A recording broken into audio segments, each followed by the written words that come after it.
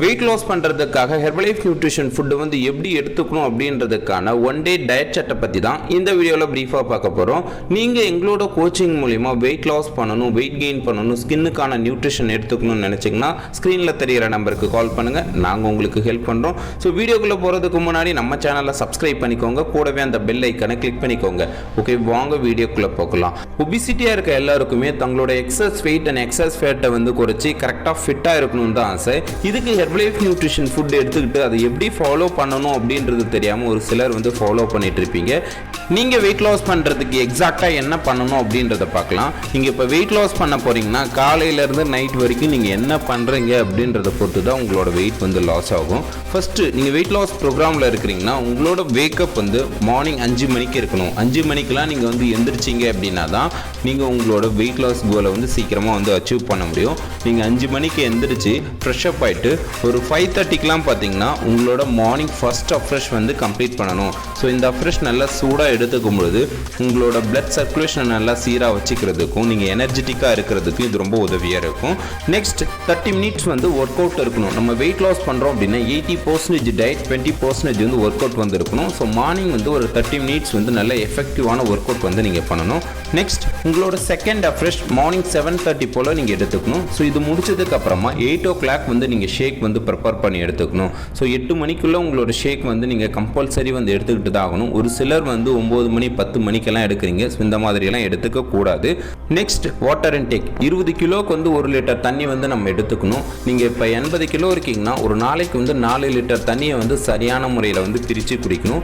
உங்களோட third afresh morning 11 o'clock வந்து நீங்கள் சூடாக வந்து எடுத்துக்கணும். இது முடிச்சதுக்கு அப்புறமா மதியம் 12:30 மணிலேருந்து 1 மணிக்குள்ளே உங்களோட லஞ்ச் வந்து கம்ப்ளீட் பண்ணணும். இந்த லஞ்ச் எப்படி இருக்கணும் அப்படின்னா உங்களோட பிளேட்டில் வந்து 40% வந்து கார்போஹைட்ரேட் இருக்கணும். இதில் 25லேருந்து 30 கிராம் வந்து டயட்ரி ஃபைபர் இருக்கிற மாதிரி எடுத்துக்கணும். அதுக்கப்புறம் 30% வந்து ஹை குவாலிட்டி ப்ரோட்டீன் இருக்கிற மாதிரி உணவு வந்து எடுத்துக்கணும்.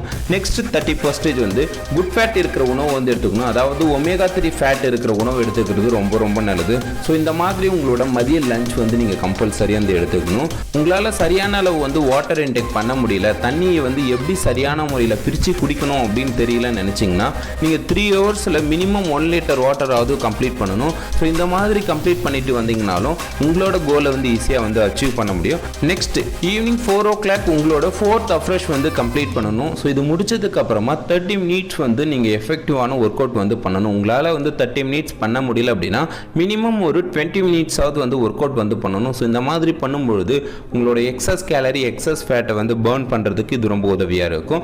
நெக்ஸ்ட் உங்களோட லாஸ்ட் அஃப்ரெஷ் ஈவினிங் 6 o'clock போல் எடுத்துக்கணும். ஸோ இந்த மாதிரி எடுத்துக்கும் பொழுது உங்களை எனர்ஜியாக வச்சுக்கிறதுக்கு இது ரொம்ப உதவியாக இருக்கும். ஒரு நாளைக்கு நீங்கள் வந்து 5 டைம்ஸ் வந்து அஃப்ரெஷ் எடுத்துக்க முடியல அப்படின்னா மினிமம் ஒரு 4 டைம்ஸாவது எடுத்துக்கிறது ரொம்ப நல்லது. அதுக்கப்புறம் உங்களோட நைட் ஷேக் நைட் 7:30லேருந்து 8 o'clock கம்பல்சரி வந்து எடுத்துக்கணும். ஒரு சிலர் வந்து ரொம்ப லேட் நைட்டாகவும் ஷேக் வந்து எடுத்துக்கிறீங்க, ஸோ இந்த மாதிரி எடுத்துக்கக்கூடாது.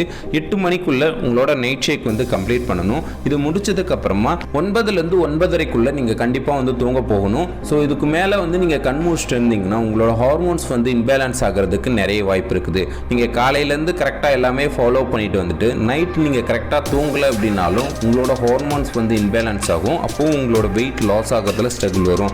ஸோ யாரெல்லாம் வெயிட் வந்து நல்லா லாஸ் பண்ணணும்னு நினைக்கிறீங்களோ 9:30க்குள்ளே தூங்குறது ரொம்ப ரொம்ப நல்லது.